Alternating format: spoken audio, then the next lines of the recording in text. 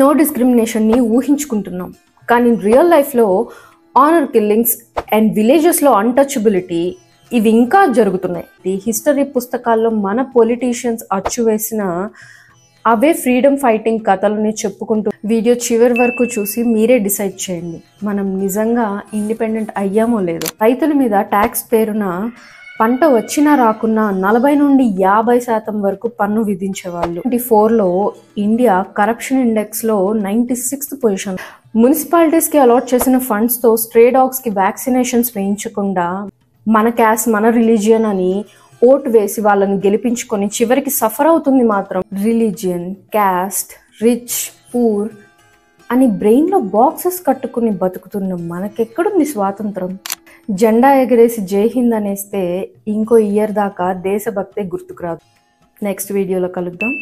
Bye.